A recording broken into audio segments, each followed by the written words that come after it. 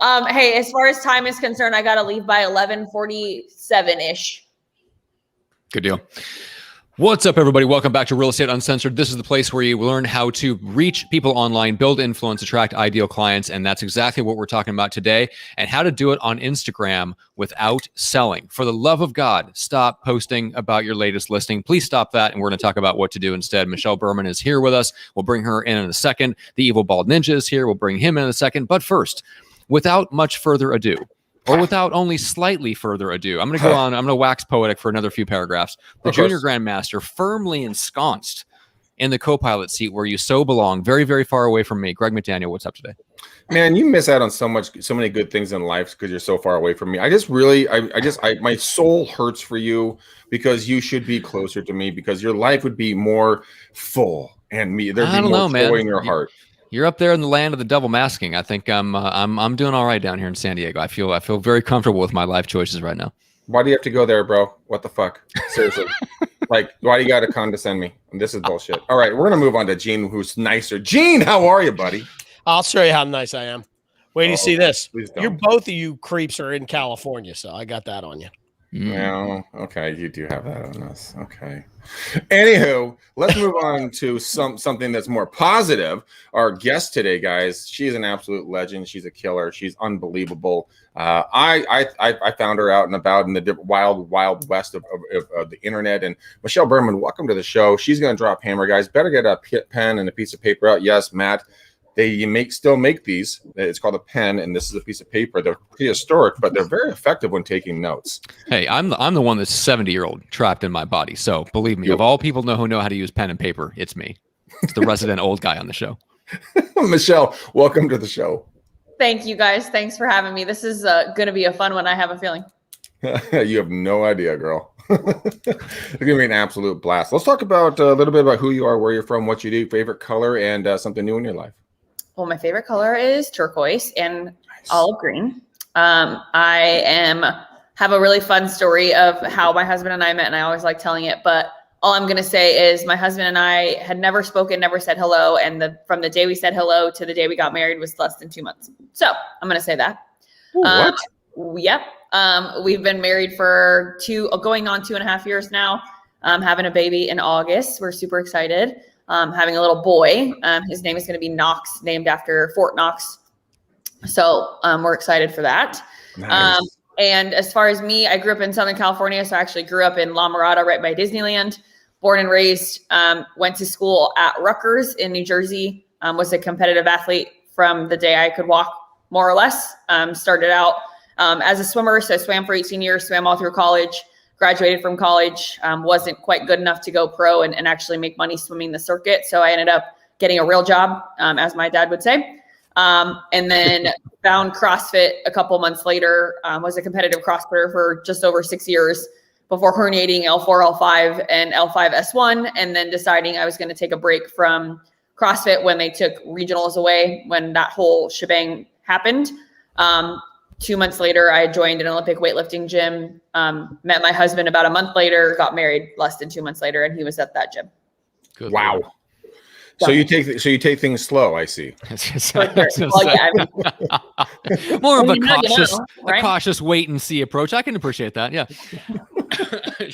You're speaking to two very, very committophobes on the show here. So the idea of getting married, going from not having known that person to getting married in 2 months, that sounds like the most terrifying thing I can possibly imagine. So congratulations, though. Good on you. Yeah. He's the lucky one, right? Isn't that he's in the other? Yeah. You heard me say that, but yeah, of course he is. Really, I'm the lucky one because he puts up with my shit, so I'm not complaining. But yeah, no, it was, I think part of it is you go through life and you make a whole bunch of really bad decisions. And then when you find something that is the best decision you could ever make, but also the scariest, usually it's a good one. At least how I look at that, whether that's in business or marriage. But I texted my best friend at the time when I met him, we again had never even said hello. And I said to her, I'm going to marry him. And she's like, what? You've never even said hello to him. And I was like, I just knew it. Like I just 100% in my heart knew I was going to marry him. And we did. Dude, my sister met her husband at 9 years old and said the exact same thing. She turned to her friend and goes, "I'm going to marry that man." And it happened to be a good friend of my brother's. And now they're married with 4 kids. So bada bing, bada boom, bada boom, bada bing. Now let's talk about getting married when it comes to IG, Instagram, coaching. Let's get married to our customers. Let's get married to our posts. Let's get married to our stories. Let's get down and dirty. Talk to us a little bit about that. Walk us through that journey. How can people start? What are people doing wrong? I mean, how are we foobarring this thing? People are doing so many things wrong. It's sad, in my opinion. I feel like because we're uncensored here, I'm going to be real honest. Please. I also have honesty tattooed on my body, so I don't know how to be any other way. But I like that I get to be a little more off the cuff with you guys than I would normally be. But so many people are doing it so wrong, and they're doing it with good intention. They're doing it in the mindset of, I want to use Instagram to generate business. I want to grow my following. I want to get more people that are consuming my content so that more people buy and sell real estate with me. But the problem is that they're coming at it with the mindset of what's in it for me versus, what's in it for my client, or why would my client want to work with me, and giving that client the platform to create attraction to them before anything else happens. North Texas, boom. Hi, Robert. So my in-laws live in Denton. Shout out to Texas. I love Texas. But yeah, so I think that's the number one thing. Number two thing that Matt was saying, Kyle Draper, the number two thing for me is that everything is always about selling something all the time, right? Matt kind of laughingly said in the beginning, for the love of God, stop posting your listing picture. But please, seriously, stop. And the other thing is, stop posting your screenshots of your title company documents that you get, right, with the 10 steps to the home buying process. And stop posting the how to service your HVAC system, and the text is this small on an Instagram post. Learn how to make your Instagram posts fit to screen, because I can't tell you how many Instagrams I've gone to and you can't read anything because it's so not shaped or sized for Instagram at all. And then the third big thing for me that's beyond annoying, in my opinion, is when you're trying to post or take pictures of your offers, right? And you take a picture of your contract and you post that, that is not content. So and I think that couples in conjunction with the title key, pictures. Oh, congrats to John and Mary for buying their house. And they're holding their title key at, whatever X and Y, Z title company. And who are those people, right? What kind of story do they have? What kind of journey did they go through to get there? Take a video of them with their title key and let them give you a testimonial and use that instead. Because people don't give a crap about that. Because at the end of the day, what does it do? It just makes the real estate agent look like all they care about is making money and making commission right off of those people. Yeah. That's the perception. Well, it's also incredibly boring content. I mean, I know, and I have a lot of friends that do it, and I try to talk to them offline. I'm like, guys, please stop doing this. This is really fucking boring. Everyone knows what you do. Why don't you show me doing something that you love?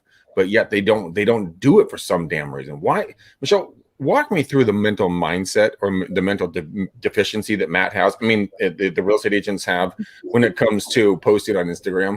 Matt, if I ever get to meet you in real life, I'll take you out for a coffee and make you feel good about yourself, because thank you. I do need it. Greg beats me up. He really lowers my self-confidence. Oh my gosh. The missing link, and I'm so glad that Kyle's listening, because Kyle will agree with me. But one of the things for me that I noticed, as far as, especially, I would say more so on the female side than the male side, is we just lack so much self-confidence in the fact that who we are as individuals is cool enough for someone else. Meaning, if we're just us and I'm just me, then somebody is going to be attracted to me because of that. And also, I think we're so afraid of oh, my hair doesn't look good today, or I don't like the sound of my own voice, or, I have never done a video, or if I have done video, I did 5 in a whole year and none of the 5 did anything. So I just stopped doing it. Right. And then I'm like, oh, but you're successful because you're doing video. As Kyle would say, you're a unicorn. No. And I'm saying that because we literally just had this conversation yesterday. So it's kind of ironic. But the mental piece of it is, for me, when I look at it, when I'm talking to people, the only problem with 99% of them is themselves, right? Because they genuinely believe that whoever is successful because they're a unicorn in the industry. Or on the flip side of that, right? Oh, well, I've been door knocking my entire career. So because I door knock and I'm really successful, then I'm just going to keep door knocking. Why do I need social media? Right? I met a gentleman on Wednesday who won for like #1 guy in the brokerage for the entire year of 2020. The guy has 4 pictures on Instagram. So in his mind, he's like, why do I need social media? Because I'm crushing it. But what he doesn't think about is what happens when his potential audience can't find him on Instagram or can't find him on social or can't find, nobody Googles anything as far as a website is concerned anymore. At least my generation doesn't. And I'll be 31 in June for reference for anyone. So unfortunately I fall into the millennial category. But I don't really believe that I'm a true millennial and what the millennials mean. But you guys get my point, right? Is we don't go to Google to look at a real estate agent's website. We don't do that. If you're trying to earn my business, if I go on Instagram or I go on Facebook and I can't find you, you're out. And that goes for any industry, not just real estate, right? Like you're trying to find a wedding venue. I just did this, right? Trying to find a wedding venue. You go on Instagram and if they don't respond to a DM or they don't have any content on there, I'm not using them. Interesting. That's really interesting. Gene, you do a lot of stuff when it comes to shredding information out into social media. I mean, what are you seeing in the same thing? Because obviously Michelle makes a phenomenal point. Are you seeing the same thing on your side?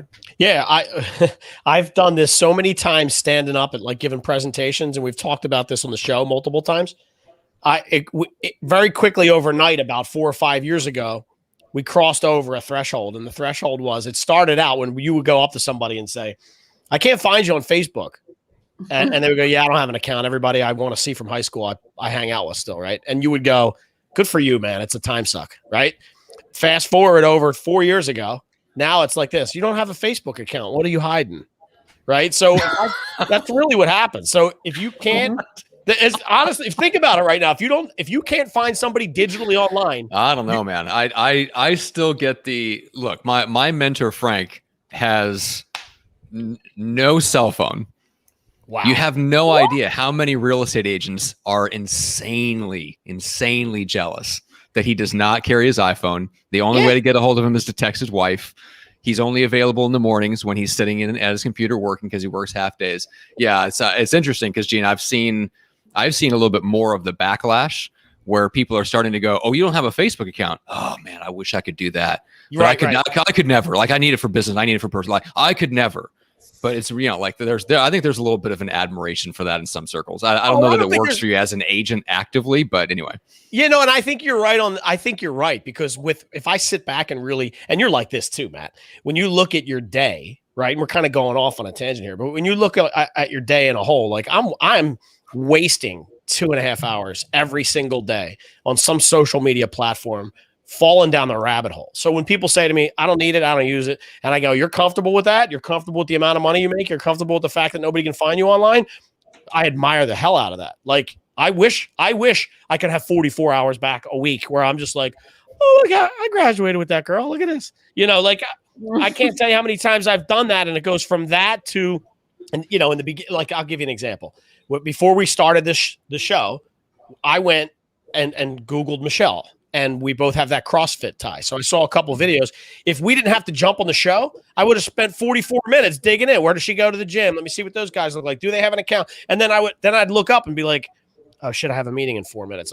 I'm late. I'm late for it. Like, I don't want that in my life. I'm just programmed for it. And I think you're right. There's definitely some admiration for people like that. But I will say this.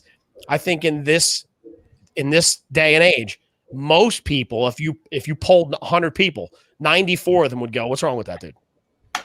Right?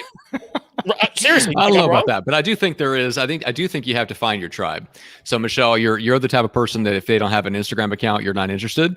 There's all kinds of people out there like that. And there's all kinds of people out there that are different. But I do think you have to understand who is that market that you want to work with. If the 30-year-old, they bought their first house, they own it, and now they're looking to like move up. Their family's growing. You know, they need more room. Basically, Instagram is the place where they hang out. It's where they connect with family and friends and all that stuff. If that's your target market, and you are, especially if you're in that target market, like you are that person, and then that's who you're serving, then yeah, you need to be in the places where they expect you to be. That's the reality. Well, and to be honest with you, Matt, hopefully I can say this because I'm saying it lovingly, right? We're going to say that. This is going to be awesome. I disagree, right? I think living where your everybody disagrees with me. This is not a new thing. I'm outnumbered on this show every week. Living where your clients live is really important, right? Like who your ideal people might be is a great place to be, right? If your target market is millennials and you're not on Instagram, then yeah, you're screwed in many cases. Or you don't have, as we were talking about, if you don't have the digital footprint and I can't find you, like I'm out. But what's to say, like, I don't remember who said it on the screen at the bottom. Somebody had posted or commented on our thread here saying, and he was an older gentleman, right, who said, I don't mind having, there we go, Howard saying, I don't mind having Facebook, Instagram, LinkedIn, TikTok, etc. Right? Do you think Howard's ideal market is millennials? Probably not, right? But why not? Right? Like, why not be on that platform? Because his ideal audience may be the 55 and older. I'm just making that up. So sorry, Howard, if I'm wrong, but like his ideal client may be 55 and older. But if you look at Instagram's insights, you look at my insights from last year, from 2019 to 2020, the percentage of 55 and olders that were consuming and using Instagram for my personal insights had gone from 2% to 16%. You're telling me there's not a market share that is there for you?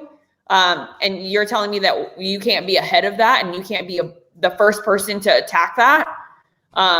You're wrong. Like, I just think you're wrong. And in today's day and age, one of the things that is, for me, that it's the most important, you could be the most qualified, you could be the best, most experienced real estate agent on the planet.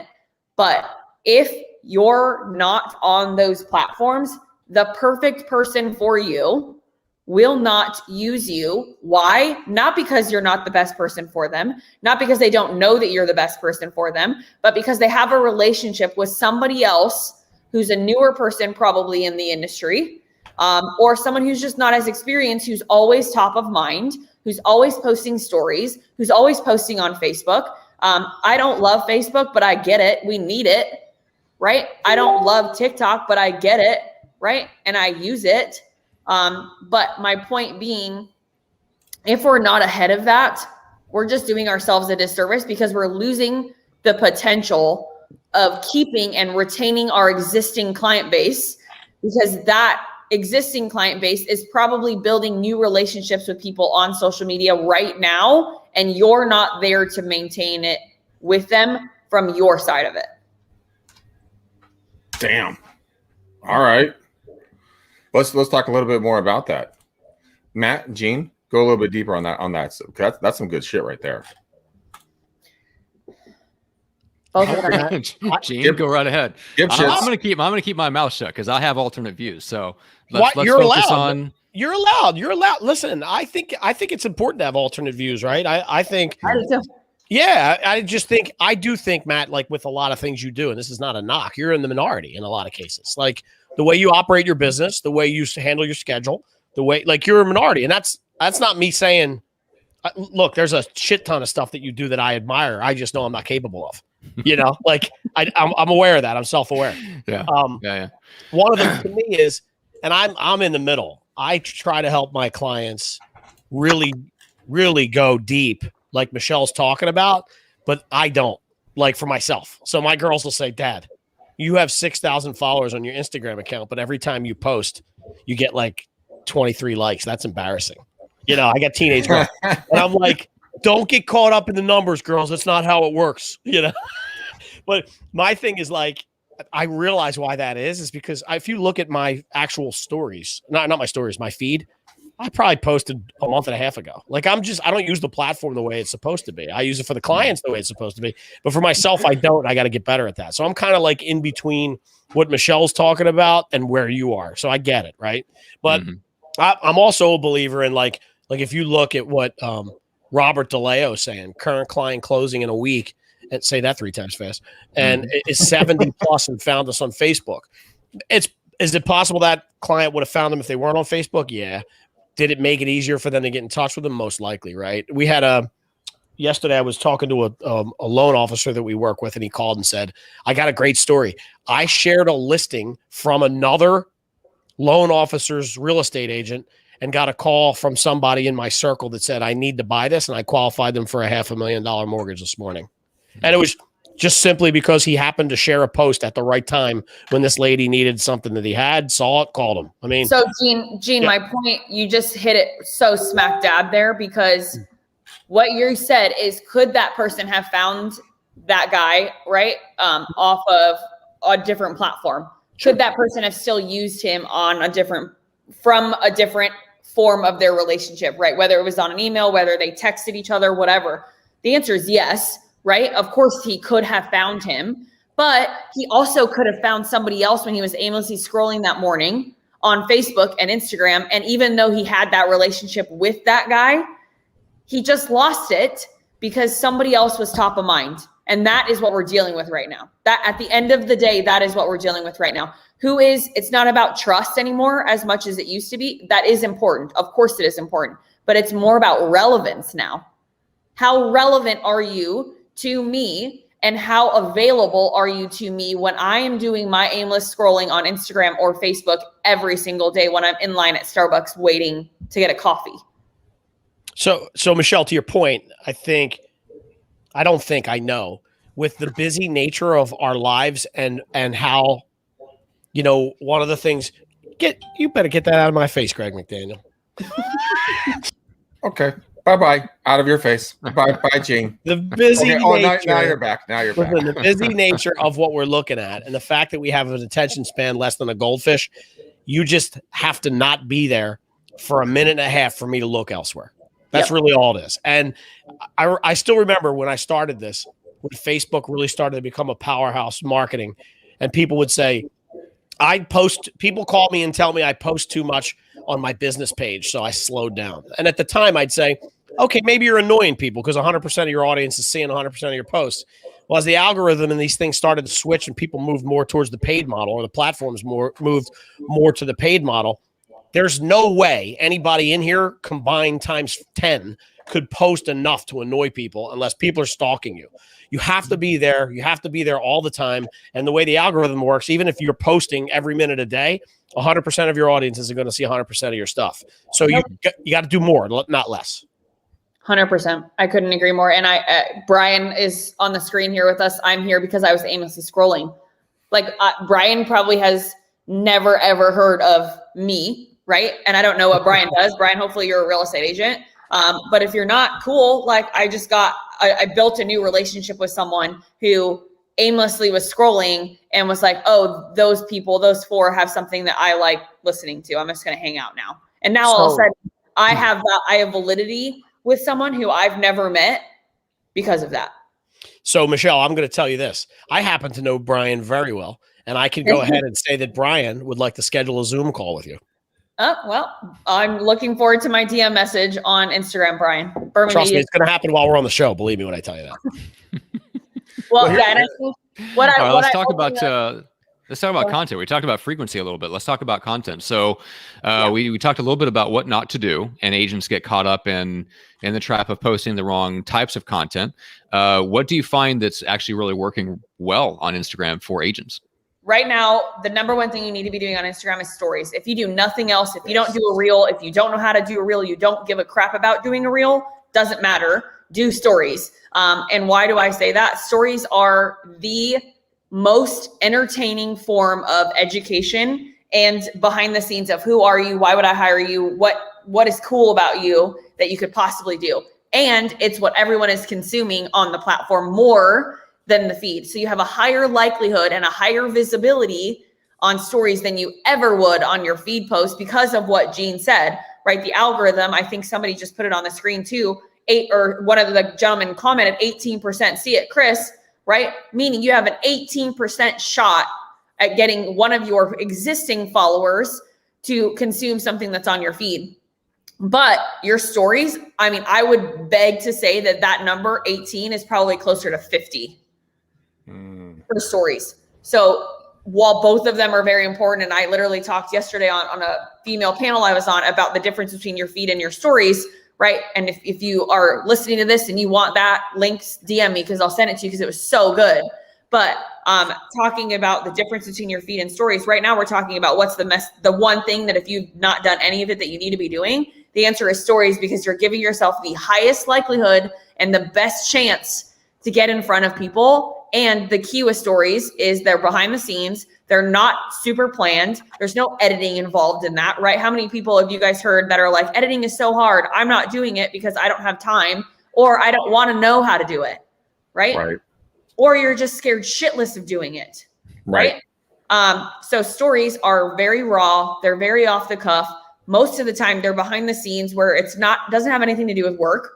And a lot of the times it's like our voice, or it's what do we enjoy doing on the weekends, or what does our husband look like, or what do our dogs look like, right? And it's people getting to know and building that emotional connection with us that leads them to then ask the business questions. And I think, Matt, you and I were talking about this before the show started when Greg was ignoring us and on the phone. But we were talking about. Finally, Greg takes a slam. It's about time. Body slammed him too. I had to give it back to him. He wants the Man dishes. alive. Like she hip checked him into the glass. And I just lost my train of thought now. It's okay. I was just going to ask, why is Matt not posting photos of his husband? I'm very baffled at this. Exactly. Well, let's get back to the content though. In terms, so that's the place where you want to post them, right? They're raw, they're authentic, they're mostly behind the scenes stuff. Let's keep going on the content. What type of stories? Robert is asking story content, information, or relationship based, and that was old. Thank you, Robert, for saying that, because that's where I'm trying to go here. So everybody needs a Robert in their life, apparently. So yes. For me, when you're posting in stories, what's the difference? What's the balance, right? It needs to be a little business. It needs to be a little personal, but in most cases, it should be more on the personal side. Now, how do we interject business? How do we trickle that in there so that we can ultimately generate business off of it? The answer is we can tell stories, right? In your stories, tell stories. You like how I did that? But we have to tell a story of our day or of our client. Or, hey guys, instead of I'm walking into a listing, this is a $450,000 listing, 4-bedroom, 3-bath, 400 or 4,000 square feet with a carport and a extra garage, whatever. I don't know. I just made that up. But instead of saying that, right, which is extremely salesy, right? If you really look at it, meaning me, I'm a realtor trying to sell this house. Instead, we could tell the story from a different angle. Instead of what's in it for me, what is this client, or who is this client that I'm about to meet here? What do they need, and why am I showing them this house, right? So let's use Robert as the example, right? So Robert has Michelle and Dave, my husband, and his name is Dave. So we're going to use us as an example. So Michelle and Dave come meet Robert to go look at a house. Robert jumps on Instagram stories and says, meeting up at this house with Michelle and Dave. Michelle is an entrepreneur that works from home, that wants to have a space in her own, in her house, but not in the actual house. So she can go to work every day without actually having to drive anywhere. Oh, and her husband, Dave, is a strength and conditioning coach that wants to be able to have a gym in his backyard too, so he can privately train clients, etc. So now all of a sudden I have this relationship. If I'm watching this, I have this relationship with Robert of what kind of clients does he enjoy working with? What kind of people is he dealing with? Right? Oh, me too. Oh, hey, Robert, I know you just showed Michelle and Dave that house because they wanted to have a gym in their backyard. I'm legit looking for the same thing, but my budget's kind of tight.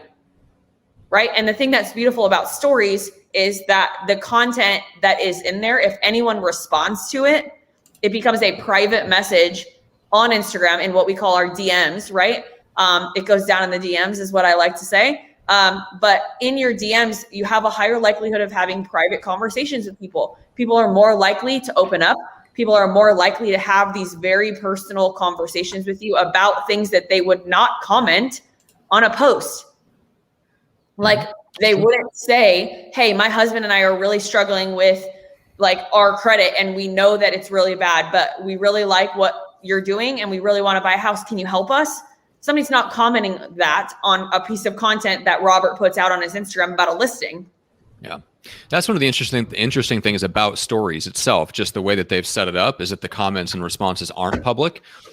Because it does create the opportunity for that. And it's, I don't know exactly what the theory was, if they necessarily intended it for it to be that way, but just the fact that even if somebody leaves an emoji on your story, the fact that it comes in as a DM to you, it massively lowers the barrier for starting a conversation with somebody, because you're just responding. Like, they give you an emoji, you respond to the emoji, like it's one of those things that lowers the conversational barrier, which I think is one of the things that is good about social media, is it gives us the opportunity to create these very low barrier conversations where we're not having to jump right into, let's jump on the phone, let's meet for coffee, something that feels like it's a lot.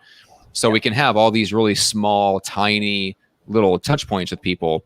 And some of those will turn into the real conversations that actually get clients. And that's to me, that's one of the most interesting things about stories, is the fact that if you take advantage of it, like you said, you move it over into DMs, that's where all the action goes down. And I think that's where a lot of people probably miss the boat on Instagram, is thinking, I'm going to put out content and somebody's going to pick up the phone and call me and say, hey, come on over, I want to talk about putting my home on the market. And that is the disconnect, because over the last 5 years, that's gone down and down and down and down to the point where now people expect, no, we're going to message a little bit first. We're going to get comfortable. Maybe you send me a voice message, and then maybe we can talk about getting on the phone, and then maybe we can talk about you coming over. And maybe I don't even want to talk to you on the phone. Maybe I want to text you and then have you come over, because I don't like the phone. Like, the entire conversation, for the most part, probably starts with and has nothing to do with business at all. Yeah, that's right? Because like, one of the things that I've learned over the last probably 2+ years of my relationship with clients and my relationship with Instagram as a business platform for myself is that this is all about like micro touches, right? It's about little nuggets here and there. And it's about building this relationship over time, so that when I have that sales call with somebody, or somebody reaches out to me and decides, hey, I'm ready to start having this conversation about like how you can help me with my Instagram. It's not a sales call at all. The entire conversation starts out off with, hey, Michelle, how was your trip? I know you just got back. I saw you were wherever. Or, hey, Michelle, how's the baby doing? I heard you were, having a boy. Like, I had a boy, right? And these are people I've never met ever, or ever talked to outside of that, right? And so you get on the phone, you have these conversations with people that feel so authentic that, like, here's a good example. If I met any of the three of you guys right now in real life, I wouldn't shake your hand. I would hug you, right? Because it's like I have this relationship with you that's different now because of the fact that we met digitally. We've now talked again. And now we're in this position where I just like you, And I don't know what you guys sell. I don't know what Jean does for a living 100%. Matt, I don't know what you do 100%, but I'm already more invested in wanting to work with you just because I like you than I ever would have been if I just Googled Matt. Yeah. Huh. I like how you bring that in as Matt. I just Googled Matt, or as we call him on the show, Adam Levine, but it's okay. Thanks, Greg. Appreciate it. You're welcome. All right, I know we got a hard out, so before we get too far in, because we're almost there, Michelle, how do people reach out to you? God damn it! I'm gonna mute. Greg's Matt. not ready yet for that. No, I'm just gonna mute Matt and kick him. Okay, Matt, I love you. Bye. Okay, now it's back to the three of us. Now we can talk. Oh, no, Matt's back. I was gonna say that Chipotle is waiting on me. I can go right now. Yeah, right. Yeah. So I want to talk about something very, very quick. I know we have a hard out. We have out with a couple of minutes, right? Yeah, I unfortunately have a lunch meeting with an important lady, so can't be late. How long? I need to leave probably in 5 to 7 minutes at the latest. Okay, cool. I want everybody to know how they can get a hold of you, but also I want to talk about very, very, very quickly about creating your own brand on Instagram. Give us a 10,000 foot view on this very, very fast, because then I don't want you to miss your lunch. I know that we're getting kicked out and we're second class citizens, and we're just the scum of the earth, and you're going to go hang out with cooler people than us. But no. You just have to invite me back, guys, and we'll do it again if you want to. If I'm cool enough to justify another round. You're way too much fun to not have back on the show that way. Okay? Well, I'll say that. If you put Kyle and I on here at the same time, it'd probably be real bad. But So how to build a personal brand. The biggest thing for me that I will tell anyone who wants to use Instagram as a platform to generate business, you have got to be willing to be personal. And obviously there's a private, right? There's a private part of our lives that we don't, a lot of us aren't comfortable showing. But what I will tell you is pick your private, right? Pick your level of private, because people really need to see who you are and want to be part of your life in order to hire you, right? Yeah. And so when you're building a personal brand, I could talk about this forever, but there is a method to the madness of why do we spend time creating branding, right? Why do we build a logo? Why do we decide on the coloring of the logo? I literally have an entire presentation on how to decide whether orange, yellow, red, purple, blue, green, whatever are the right color for you, right? And what do all those colors mean? Right? There's a method to why I picked the turquoise color that's part of the Instagram Power Method logo, because that color represents trust and authority and sincerity, which is what I want people to think about when they look at my logo. I literally want them to feel that, right? So there's a part of that I could talk about forever because I'm passionate as hell about it, but it also leads into this concept of when we're building a personal brand, we have to understand that our face is that brand, not the brokerage we hang our license at, not the company that we do loans with or that we're tied to, whatever the mortgage bank is, right?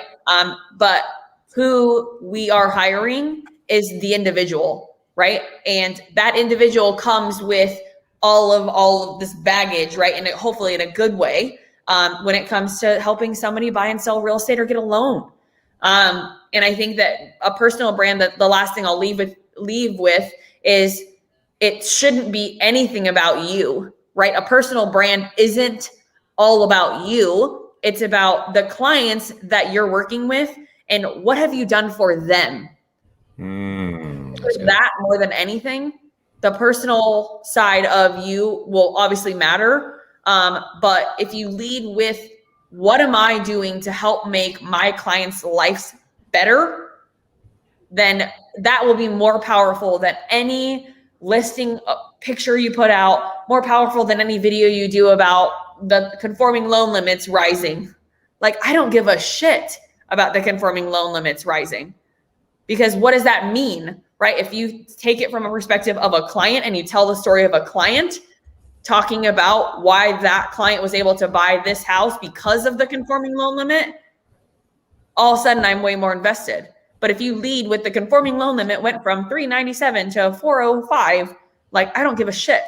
That doesn't mean anything. There's no connection between me and that number at all. Yeah, that's awesome. That is phenomenal stuff. Be human, get out there, tell a story, be real. We're having you back on the show. End of story. Okay, Michelle. End of story. Yeah. And Matt's been, we've been texting back and forth off air, and he agrees. He can't wait to have you back on. Gene says he wants you to run all of his back end, all of his, of his business. So, I mean, this is just a good show. Picking the business right and left. I really appreciate you guys. And at the end of the day, like, the number one thing I want everyone to know about me is I don't do this for any reason other than because I genuinely just believe that we all have a power inside of us that just needs unlocked, right? We have something in every single one of us that makes us really special. And I talked to a lady yesterday who her comment to me was, well, I haven't been posting videos very much. I haven't been really that consistent. So how do I start? I said, just fucking do it. Just post something, right? And then we're having a conversation about, like, well, what do you do? What do you really enjoy? Like, where's your passion at? She goes, well, I don't ever talk about it, but I lead the choir at my church. My daughter and my son are both in music. And most of my clients are in some form of singing circle that I've been in. And she's sang forever. And I was like, okay, so when you're driving in your car and you're on your way to your next listing appointment, turn the jams on and sing, and then make it fun. And all of a sudden you're going to have a whole bunch of people that are like, damn girl, I didn't know you had a voice like that. Right. So, and you're having conversations about stuff that you love. Right.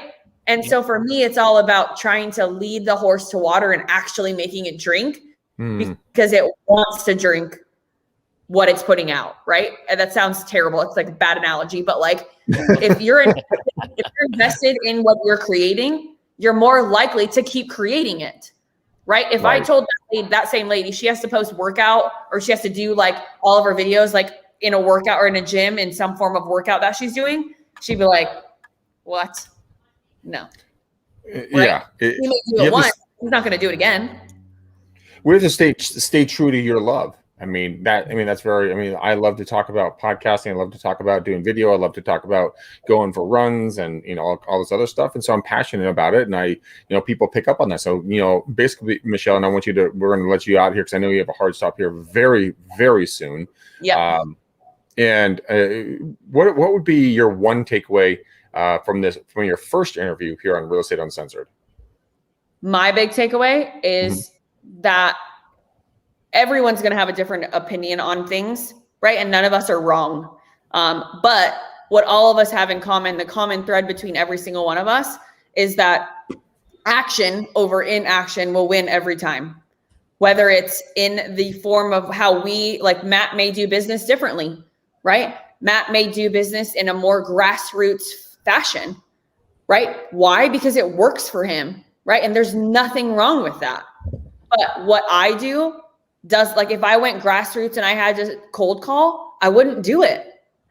I'm not saying Matt cold calls, but I'm just saying for me and my business, if that's how I had to earn business, I wouldn't do it. So I think that the beautiful thing about this conversation for me, and I'm going to walk away and take this and do a Facebook Live later for my audience, of everyone can agree to disagree on some things, but what we can all agree on is that doing something is always going to win over not doing anything. And that fear of failure, or fear of one person watching my video instead of, oh, I thought I was going to get 100, but only one watch and it was my mom, right? Like, who cares? Do it anyway, because that's going to compound into other things later on. Yeah, be perfectly imperfect. Just take action. 100%. I love it. Michelle, you are a legend. Gene, Matt, where can people get a hold of you guys? Well, actually, Michelle, where can people get a hold of you first off? Yeah. So Instagram, Berman Media Social, I think it's attached to my name up there. Hopefully. And if you guys want to talk about anything, I don't even care what it is about. Send me a DM, we'll talk. And then on Facebook, my Facebook name is Michelle Michael, Mikel. It's my married name. So if you type in Michelle Berman, it won't come up. But my website is bermanmediapd.com, P as in Paul, D as in dog.com.